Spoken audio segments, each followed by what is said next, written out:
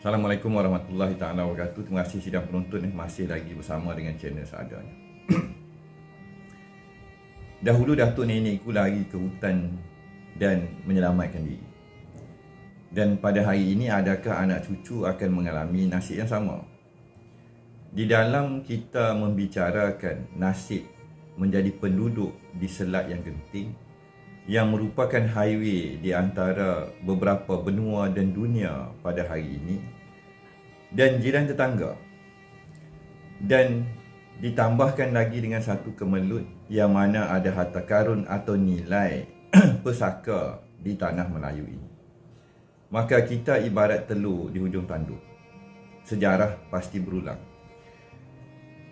Now, ibarat layang-layang terputus tali, dan di dalam kita hendak mengenali hakikat apa yang akan jadi dan bagaimanakah harus kita bertindak. The survival of the fittest, di dalam kita berdepan dengan pancaroba yang bakal melanda. Sediakan payung sebelum hujan. Tanpa kita memahami realiti kehidupannya negara kita pada pagi ini, kita tidak sama seperti negara-negara lain. Bangsa Melayu bukanlah bangsa yang dominan lagi di tanah air Bonda Pertiwi. Berbanding dengan konflik di negara-negara lain, mereka mempunyai sebuah teras perpaduan kekeluargaan yang amat kuat. Satu kaum, satu bangsa, satu puak, without no infiltration. Tapi di pagi ini kita rata-rata tidak memahami apakah yang sedang berlaku di dalam rumah tangga kita, di dalam tanah air Bonda Pesaka kita. Kita ibarat anak-anak yatim piatu, diyatim piatukan, the lost tribe of Israel. Nyatalah, terkurung di negara sendiri dan bakal dikurung, dan pergaduhan ataupun konflik berlaku. We are not prepared. Kita tidak bersedia pada pagi. Di dalam ketidakbersediaannya kita ini, kita juga mendapati terpecah, retak dan belah berbagai puak ada di dalam gelanggang keluarga yang kecil. Kita semakin mengecil dan mengecil. Dan sikap tidak ambil peduli, tak apalah. Bila darurat, saya sakti mati, benda jadi. Tidak ada persediaan, tidak ada rantaian, tidak ada networking, tidak ada persaudaraan. Dan kita bersangka, kalau kita seorang terpulanglah. Tetapi bila kita ada keluarga, sanak saudara, dan kita ada negara, retak belah rasuah corruption, dan juga telah dibeli kepimpinan dan juga pelindung, pagar dah roboh, harapkan pagar-pagar makan balik. Di tahun 2026, ketika the new world order, the great reset, era quantum, era teknologi, era drone, the future of the most sophisticated weaponry, akhirnya dia akan balik juga kepada brick and mortar, bertumbuk pakai lengan lah, atau pakai parang dengan pedang, atau pakai belantan lah, bahasa kasar, atau bertumbuk, fist fight.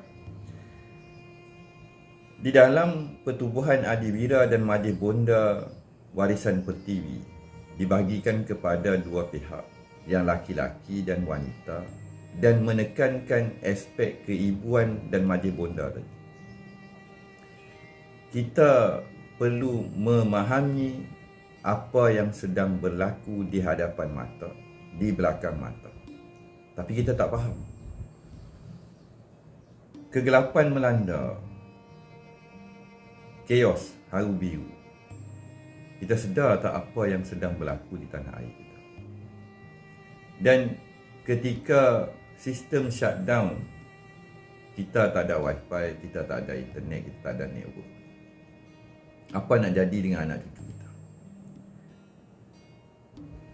Dan siapakah yang akan membantu kita? Melainkan kita kena menjadi sebuah bangsa yang kuat, 100 atau 1000 kali ganda, kembali dan bergantung kepada tali Allah. Dan tak ada siapa boleh kita harap. Di dalam hari-hari yang tersisa, di dalam tidak pernah bersatunya seluruh negeri-negeri Melayu di dalam konflik-konflik Nusantara yang telah berlaku suatu masa dahulu. Pagi ini duka cita, keluarga Melayulah yang kena bersatu. Keluarga Melayulah kena bersama dengan satu majlis, sama ada pertubuhan ataupun majlis bonda, di dalam gelanggang dan perisai kasih dan sayang, mempertahankan sehingga ketitisan darah terakhir keluarga kita, sanak saudara kita, rakan, sahabat dan tahunan kita. Ramai orang bercerita retorik dan kita terbuai dengan mimpi-mimpi indah, tapi realiti dan hakikatnya tidak seperti yang kita sangka. Ada orang kata dia boleh survive dalam hutan sebulan, setahun. Belum cuba, belum tahu, dah cuba baru tahu. Di dalam saya membentangkan akan hikayat Perang Kedah, konflik Kedah Malayan Emergency dan Perang Dunia Kedua. Rata-rata hari ini duka cita dengan terbuainya kita telefon di tangan. Kita sudah hilang arah tuju. Kisah lama, kekuatan, jati diri, fokus minda, semangat amat-amat rapuh. Dan di dalam kita bertindak menyelesaikan masalah, kita gagal dan gagal. Kita ibarat mengemis atau meluput di tepi gantar. Sayang 1000 kali sayang. Realiti yang pahit. Belakang saya ni ada pintu cahaya, dia kata, contoh. Tanyalah pada diri kita sejujurnya pada pagi ini. Di dalam keangkuhannya kita, rasa kuatnya kita, rasa kita akan dibantu, kita akan sakti makti ketika darurat. Sejujurnya, kita dapati sebenarnya amat sedikit yang benar-benar mengenal diri, mampu berdaya saing, berdaya tahan, dan ada semangat dan keberanian. Maka muncullah perkataan amuk ataupun yang dikatakan the last bullet. Di dalam memberikan satu rasa insurans keselamatan, memujuk diri sendiri dengan kisah dan mitos akan kekuatannya bangsa ini. Tapi mana stamina kita? Mana kekuatan kita? Mana daya tahan minda, hasutan dan komen? Komen beratus ribu, berjuta dengan berbagai sistem AI dan juga tentera upahan menggodam minda media sosial setiap hari. Termasuk lagi dalam grup-grup media sosial, WhatsApp, Telegram dan sebagainya. Kita mabuk di lambung ombak, di dalam gelora dan gelombang, telefon di tangan dan kita dicaturkan. Maka sudah sampai masanya kita bertindak mencaturkan diri kita. Dan kita bersama-sama dengan keluarga ini dan keluarga Melayu yang mahu membela dan bangkit atas kasih dan sayang. Maka sediakan payung sebelum hujan. Bersama-samalah kita mempertahankan tanah air Bonda Peti bila masa itu akan sampai. Dan pasti tanda-tanda itu sedang menuju ke satu arah. Tetapi harapan saya, doa saya peribadi, supaya kita diberi lebih masa, atau masa lagi pendek, lagi kena lagi bagus. Tapi semua boleh jadi, dan ketentuan pasti hadir daripada Yang Maha Esa. Di sebalik konflik dan juga sengketa yang bakal berlaku, yang telah ditetapkan dan tertulis, maka bagi saya, bagi mengakhiri sidang yang agak ringkas ini dalam gambaran yang dipaparkan,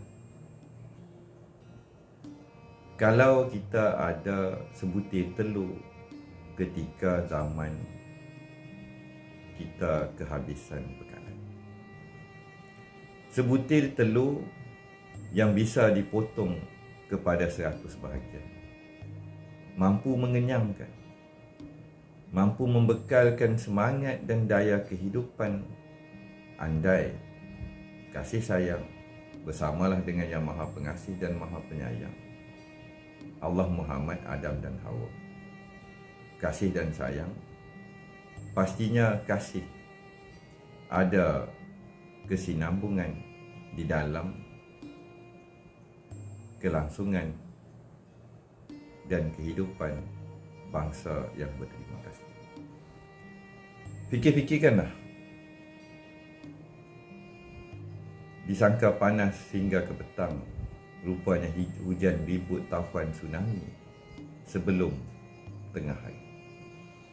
Dan kusangka hujan damai dan aman sehingga ke petang, rupanya kering kontang, panas membara, rumah terbakar di tengah hari. Di media awam arus perdana, tidaklah boleh banyak yang saya perkatakan. Maka joinlah grup Telegram seadanya bagi kita sama-sama diselamatkan dan menjadi penyelamat kepada tanah air Ponda Peti. Salam kasih sayang, salam perjuangan.